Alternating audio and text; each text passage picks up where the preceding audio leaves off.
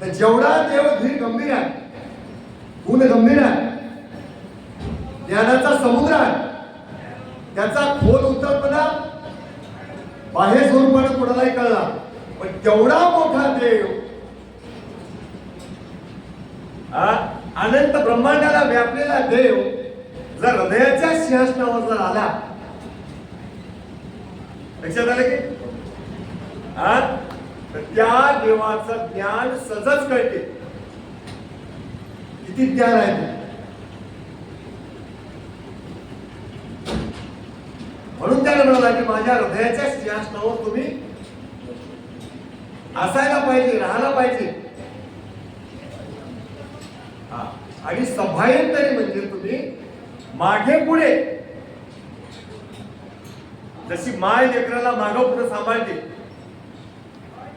जसा बाप लेकराला मागं पुढे सांभाळते, अशा प्रकारचं तुम्ही सभायंतरी म्हणजे माझा सांभाळ करा. सांभाळ करा म्हणजे मला संसाराच्या 84 लाख योनीच्या मृत्यूच्या प्रवाहामध्ये पडू देऊ नका. त्याच्यासाठी तुम्ही काय करा, तुमच्या सानिध्यामध्ये मला ठेवा, असं म्हणून म्हणायचं.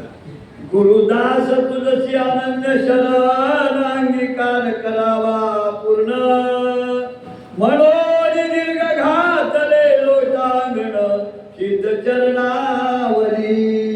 आता गुरुदास काय केले की बाबा शरण गेले. शरण गेले म्हणजे कसे गेले? दीर्घ दंडवत घातला. दीर्घ दंडवत कशाला म्हणाव? बुडातून तोडलेलं झाड जसं झाड कोसळते, उभी केलेली काठी सोडून दिल्यावर जशी जमिनीवर पडते, तशा प्रकारचं महाराजांच्या पायावर मस्तक, कोपरं, गुडघे, छाती अष्टांग दंडवत घातला, साष्टांग दंडवत घातला. दीर्घ दंडवत. उभा टाकलेला प्राणी ढकलून दिल्यावर सापडते, तसा पायावर दंडवत घातला महाराजांचा. कोणाच्या? सिद्धाच्या पायावर. कोण दंडवत घातला? नामधारकाला. कशासाठी दंडवत घातला एवढा?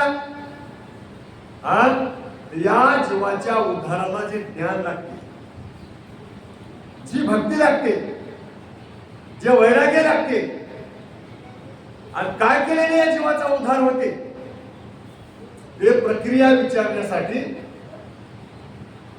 त्या नामधारकानं त्या सिद्धपुरुषाच्या चरणावर दीर्घ दंडवत घातला.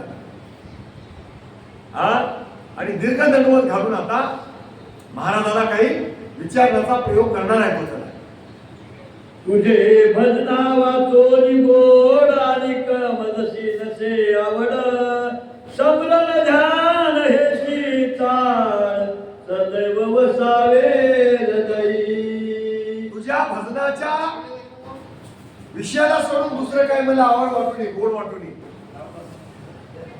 सदैव रात्रंदिवस माझ्या मुखामध्ये तुझं नामस्मरण असावं. आणि त्या नामाच्या अनुषंगाने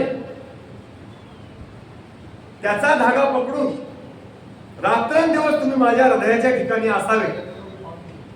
हृदयाच्या ठिकाणी असावे याचा थोडक्यात मी तुम्हाला भावार्थ सांगतो. याच्यावर कधी चर्चा झाली नाही मला. देव काय हाडाचा, मांसाचा, रक्ताचा नाही. देवाला काही तोंडामधून गिटकुणी तर नेऊन ठेवता येईना. देवाला काही तर हृदय फोडून नेऊन ठेवता येईना. देव नामानं रूपानं रंगलेला आहे आणि देवाचं नाम सदैव ज्याच्या जिभेवर आहे. देवाकडे पाहण्याची ज्याची दिव्य दृष्टी झालेली आहे आणि ज्याचं हृदय इतकं विकसित झालेलं आहे, हृदयाच्या सिंहासनाच्या पाकळ्या अशा प्रफुल्लित झालेल्या आता आणि वरून नामाची धार पडत आहे, याचा अर्थ देव हृदयाच्या सिंहासनावर आहे. दृष्टी त्याच्याकडे खेळलेली आहे. वाचेमध्ये नाम आहे. श्रवणाला नाम स्मरणच गोड लागते.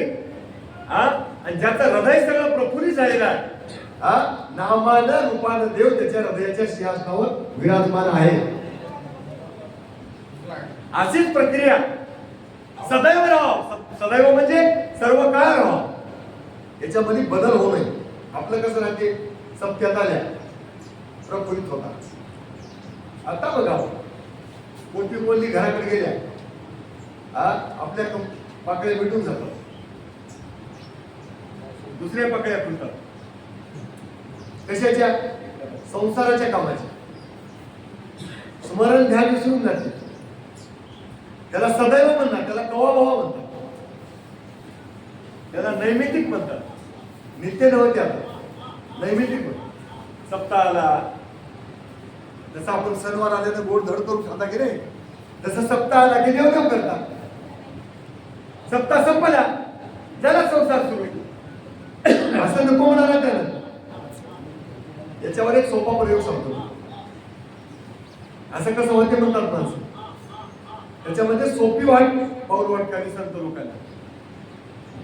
धंदा कराव प्रपंचाचा, आणि धावा कराव देवाचा. काम करू नये असं नाही, काम करावं प्रपंचाचं आणि नाम स्मरण करावं देवाचं. जे म्हणताय ते सांगतो तुम्हाला आपण. धंदा कराव संसाराचा, आणि गाणं म्हणाव देवाचं. बरं का? आपण काम करता परमार्थाचं, ऐका तुम्ही, आणि गाणं म्हणता संसाराचं. उलट होते. संसाराचं गाणं म्हणायचं नाही, गाणं म्हणायचं देवाचं, आणि धंदा करायचा संसाराचा. मी सांगतो तुम्हाला, असं जर केलं तर संसाराच्या नावानं शून्य पडते. त्या धंद्यात चौर आहे ना. धंदा बरा व्हायला की वाईट व्हायला आपलं ध्यान राहील. आपलं ध्यान कुठे राहते? देवाच्या भजनाकडे. करायचं पण त्याच्याकडे लक्ष ठेवून करायचं नाही. लक्ष ठेवायचं भजनाकडे, काम करायचं संसाराचं. दोन्ही काम होऊन जातात आणि आत्मकल्याण बी होते. त्याच्यासाठी भजन बोल लागावं लागते, स्मरणाचे ध्यानाची चाल लागावं लागते, आणि देव माझ्या हृदयावर आला पाहिजे अशी आपली भावना पाहिजे. प्रबळ शक्ती पाहिजे तशी. म्हणून सांगायला चला,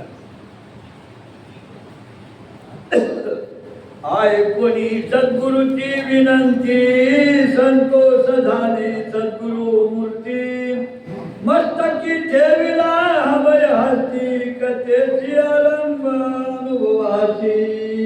या सतशिष्याची विनंती ऐकली महाराजांनी. प्रसन्न वाटलं. संसारामध्ये पडलेले जीव, मग ते कोणी असू द्या, जाणते असू द्या, कळते असू द्या, प्रपंचिक असू द्या. एका व्यक्तीचे 4 प्रकार सांगितले, तर तुम्ही खूप वेळ सांगितले. एक व्यक्ती आहे आर्थिक, दुसरा आहे अर्थार्थिक, तिसरा आहे जिज्ञासू, आणि चौथा आहे मुमुक्षवादी. आणि या 4च्या बाजूला एक गुणाला 5वा आहे परमादी. पापीच, त्याला पापी चांडाळ असं म्हणतात. त्याचा नंबर 2ला आहे आर्थिक, दुसरा आहे अर्थार्थी, तिसरा आहे जिज्ञासू, आणि चौथा आहे मुमुक्षवादी. आता 5च्या लक्षात तुम्हाला सांगतो. दादा पाटील म्हटले ते ऐकू दे. पापी कोणाला म्हणाव? आपलं कल्याण करून घेईना, दुसऱ्याचं होऊ देईना. निंदा करणारा, नालस्ती करणारा, उकाळक्या करणारा, कोणाचंच बरं न वाटणारा, दुसऱ्या प्रति अखंड असूया बाळगणारा, पशु हत्या करणारा, लुटमार करणारा, व्यभिचार करणारा, चोऱ्या करणारा. बालाजी पाटील याचा नंबर कशामध्ये आहे? परमादीमध्ये, पापीमध्ये. उद्धाराची कल्पना नाहीच. अनंत जन्म सुटका होणे नाहीच. आता नंबर 2चा आरती आहे. आरती संसारामध्ये 1 रुपया जर खर्च झाला त्याला, तर त्याला आकाश पाताळ एक झाल्यासारखं वाटतं.